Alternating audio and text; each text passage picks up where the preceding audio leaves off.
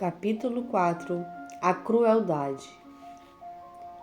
Ali, exatamente naquele local, o amor foi assassinado, disse o velho camponês, apontando para uma pequena ermida encravada nas rochas. Tínhamos caminhado durante 5 dias seguidos, parando apenas para comer e dormir. Petrus continuava bastante reservado sobre sua vida particular, mas indagava muito sobre o Brasil e sobre meu trabalho. Disse que gostava muito do meu país, porque a imagem que ele mais conhecia era o Cristo Redentor no Corcovado, de braços abertos, e não torturado numa cruz. Queria saber tudo, e volta e meia me perguntava se as mulheres eram tão bonitas como as daqui. O calor durante o dia era quase insuportável, e em todos os bares e cidadezinhas que chegávamos, as pessoas reclamavam da seca.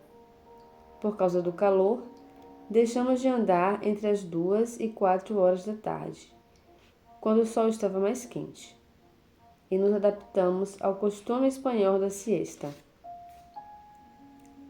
Naquela tarde, enquanto descansávamos no meio de uma plantação de olivas, um velho camponês havia se aproximado e nos oferecido um gole de vinho.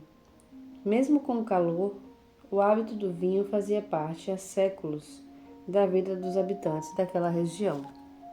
E por que o amor foi assassinado ali? Perguntei, já que o velho estava querendo entabular alguma conversa. Faz muitos séculos, uma princesa que fazia o caminho de Santiago, Felícia de Aquitânia, resolveu renunciar a tudo e ficar morando aqui quando voltou de Compostela. Era o verdadeiro amor, porque dividia os seus bens com os pobres da região e cuidava dos enfermos. Petrus tinha acendido seu horrível fumo de rolo, mas apesar do ar indiferente, percebi que estava prestando atenção à história do velho. Então seu irmão, o Duque Guilhermo, foi mandado pelo pai para levá-la de volta, mas Felícia recusou. Desesperado, o Duque apunhalou-a dentro da pequena ermida que você vê ao longe, e que ela construíra com as próprias mãos para cuidar dos pobres e louvar a Deus. Depois que caiu em si e percebeu o que havia feito, o Duque foi a Roma pedir perdão ao Papa. Como penitência, o Papa o obrigou a peregrinar até Compostela. Foi então que algo curioso aconteceu.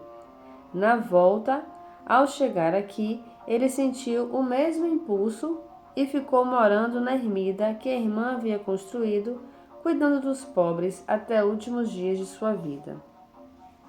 Essa é a lei do retorno, riu Petrus. O camponês não entendeu o comentário, mas eu sabia exatamente o que ele estava dizendo. Enquanto andávamos, havíamos nos envolvido em longas discussões teológicas sobre a relação de Deus com os homens. Eu havia argumentado que na tradição existe sempre um envolvimento com Deus, mas o caminho era completamente distinto daquele que estávamos seguindo na roda jacobeia, com padres bruxos, ciganos endemoniados e santos milagreiros. Tudo aquilo me parecia muito primitivo, ligado demais ao cristianismo, e sem o fascínio e o êxtase que os rituais da tradição eram capazes de provocar em mim.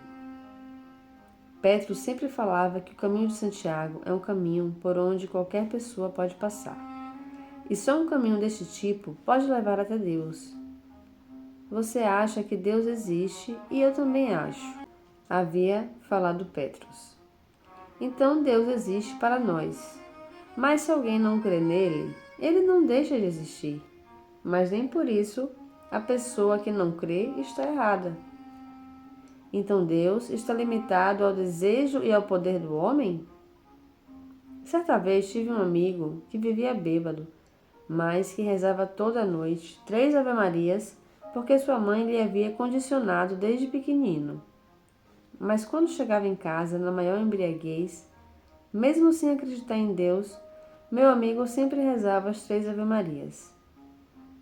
Quando morreu, em um ritual da tradição, perguntei ao espírito dos antigos onde estava este meu amigo. O espírito dos antigos respondeu que ele estava muito bem, cercado de luz. Sem ter tido fé durante a vida, a sua obra, que consistia apenas nas 3 orações rezadas por obrigação e automaticamente, o havia salvado. Deus já esteve presente nas cavernas e nos trovões de nossos antepassados. Depois que o homem descobriu que estas coisas eram fenômenos naturais, ele passou a habitar alguns animais e bosques sagrados. Houve uma época em que existiu apenas nas catacumbas das grandes cidades da história antiga. Mas durante todo este tempo, ele não deixou de fluir no coração do homem sob a forma de amor. Hoje em dia, Deus é apenas um conceito, quase provado cientificamente. Mas quando chega a este ponto, a história dá uma volta e começa tudo de novo. A lei do retorno. Quando o padre Xavier citou a frase de Cristo dizendo que onde estivesse o seu tesouro, também ali estaria o seu coração, ele estava se referindo exatamente a isto. Onde você desejar ver a face de Deus, você a verá. E se não quiser vê-la, isto não faz a mínima diferença, desde que sua obra seja boa. Quando Felícia de Quitânia construiu a ermida e passou a ajudar os pobres, ela esqueceu o Deus do Vaticano e passou a manifestá-lo em sua maneira mais primitiva e mais sábia, o amor. Neste ponto, o camponês tem toda a razão em dizer que o amor foi assassinado. O camponês, aliás, estava muito pouco à vontade, incapaz de acompanhar nossa conversa. A lei do retorno funcionou quando seu irmão foi forçado a continuar a obra que havia interrompido. Tudo é permitido, menos interromper uma manifestação do amor. Quando isso acontece, quem tentou destruir é obrigado a reconstruir de novo. Expliquei que no meu país, a lei do retorno dizia que as deformidades e as doenças dos homens eram castigos por erros cometidos em reencarnações passadas. Tolice, disse Petrus. Deus não é vingativo, Deus é amor. Sua única punição consiste em obrigar alguém que interrompeu uma obra de amor a continuá-la. O camponês pediu licença. Disse que estava tarde e que precisava voltar ao trabalho. Petrus achou um bom pretexto para nos levantarmos e continuar a caminhada. Isso é jogar conversa fora, disse ele enquanto seguíamos pelo campo de oliveiras. Deus está em tudo que nos cerca e deve ser pressentido, vivido, e eu estou aqui tentando transformá-lo num problema de lógica para que você compreenda. Continue fazendo o exercício de andar devagar, e você irá tomar conhecimento cada vez mais da presença dele. 2 dias depois, tivemos que subir um monte chamado de Alto do Perdão. A subida demorou várias horas e quando chegamos lá em cima, vi uma cena que me chocou. Um grupo de turistas, com o rádio dos carros a todo volume, tomavam banho de sol e bebiam cervejas. Tinham aproveitado uma estrada vicinal que levava até o alto do monte. É assim mesmo, disse Petrus. Ou você acha que ia encontrar aqui em cima um dos guerreiros de Alcide vigiando o próximo ataque dos mouros? Enquanto descíamos, realizei pela última vez o exercício da velocidade. Estávamos diante de mais uma planície imensa, ladeada por montes azulados e com uma vegetação rasteira, queimada pela seca. Não havia quase árvores, apenas um terreno pedregoso, com alguns espinheiros. No final do exercício, Petrus me perguntou alguma coisa sobre meu trabalho. E só então eu me dei conta que há muito tempo eu não pensava nisso. Minhas preocupações com os negócios, com o que tinha deixado por fazer, tinha praticamente deixado de existir. Só me lembrava dessas coisas à noite e mesmo assim não dava muita importância. Estava contente de estar ali, fazendo o caminho de Santiago. Qualquer hora você vai fazer que nem Felícia de Aquitânia, brincou Petrus depois que comentei com ele o que estava sentindo. Depois parou e pediu que eu deixasse a mochila no chão. Olhe em volta e fixe sua visão em um ponto qualquer, disse Petrus. Eu escolhi a cruz de uma igreja que conseguia ver ao longe. Mantenha seus olhos fixos neste ponto e procure concentrar-se apenas no que eu vou lhe falar. Mesmo que você sinta qualquer coisa diferente, não se distraia. Faça como eu estou dizendo. Fiquei em pé, relaxado, com os olhos fixos na torre, enquanto Petrus colocou-se por detrás de mim e comprimiu um dedo na base da minha nuca. O caminho que você está fazendo é o caminho do poder, e só os exercícios de poder lhe serão ensinados. A viagem, que antes era uma tortura porque você queria apenas chegar, agora começa a transformar-se em prazer, no prazer da busca e da aventura. Com isto, você está alimentando uma coisa muito importante que são os seus sonhos. O homem nunca pode parar de sonhar. O sonho é o alimento da alma, como a comida é o alimento do corpo. Muitas vezes em nossa existência, vemos nossos sonhos desfeitos e nossos desejos frustrados. Mas é preciso continuar sonhando, senão nossa alma morre e ágape não penetra nela. Muito sangue já rolou no campo diante dos seus olhos, e aí foram travadas algumas das batalhas mais cruéis da reconquista. Quem estava com a razão ou com a verdade não tem importância. O importante é saber que ambos os lados estavam combatendo o bom combate. O bom combate é aquele que é travado porque o nosso coração pede. Nas épocas heróicas, no tempo dos cavaleiros andantes, isto era fácil. Havia muita terra para conquistar e muita coisa para fazer. Hoje em dia, porém, o mundo mudou muito. E o bom combate foi transportado dos campos de batalha para dentro de nós mesmos. O bom combate é aquele que é travado em nome de nossos sonhos. Quando eles explodem em nós com todo o seu vigor na juventude, nós temos muita coragem, mas ainda não aprendemos a lutar. Depois de muito esforço, terminamos aprendendo a lutar, e então já não temos a mesma coragem para combater. Por causa disso, nos voltamos contra nós e combatemos a nós mesmos e passamos a ser nosso pior inimigo. Dizemos que nossos sonhos eram infantis, difíceis de realizar ou fruto de nosso desconhecimento das realidades da vida. Matamos nossos sonhos porque temos medo de combater o bom combate. A pressão do dedo de Petrus na minha nuca tornou-se mais intensa.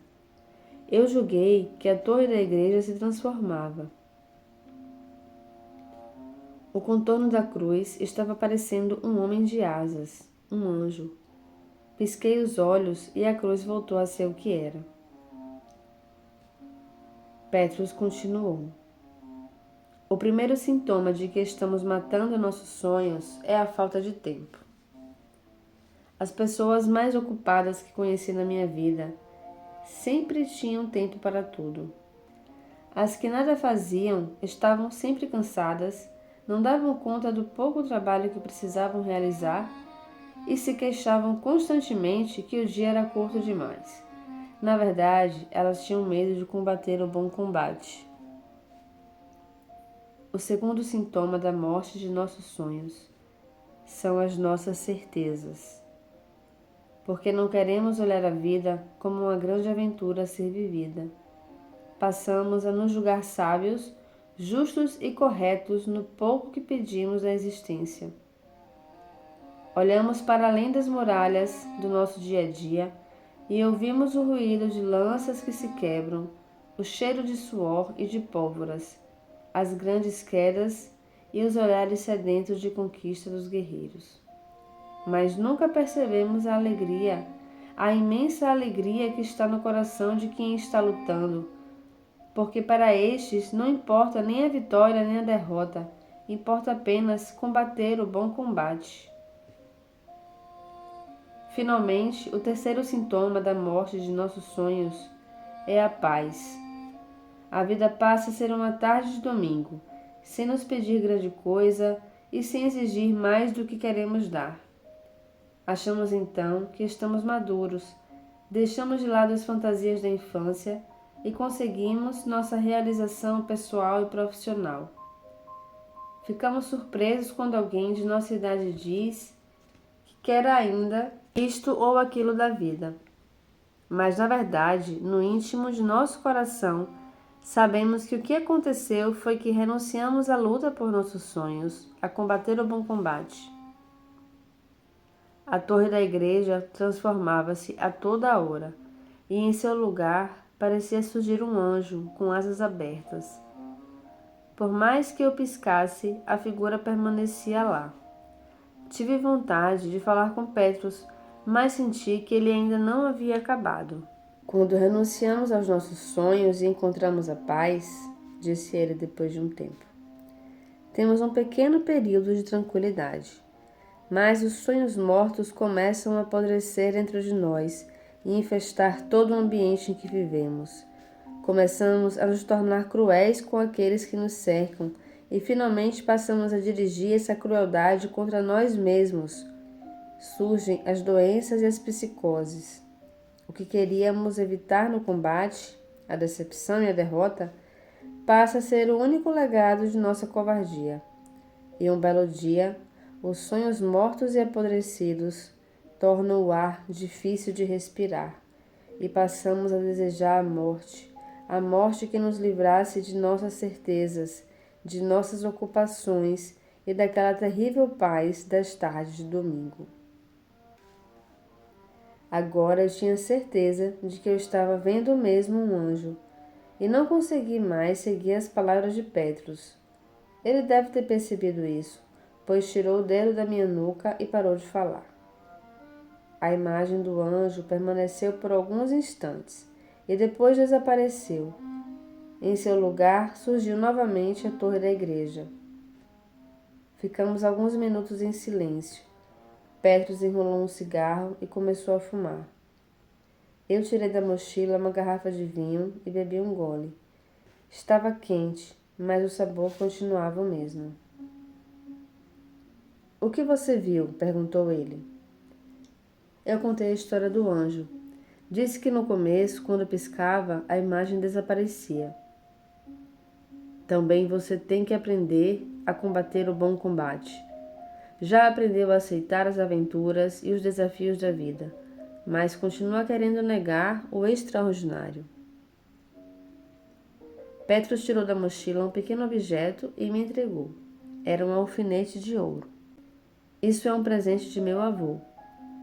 Na ordem de Ram, todos os antigos possuíam um objeto como este. Chama-se o ponto da crueldade. Quando você viu o anjo aparecer na torre da igreja, quis negá-lo, porque não era uma coisa com a qual você estivesse acostumado.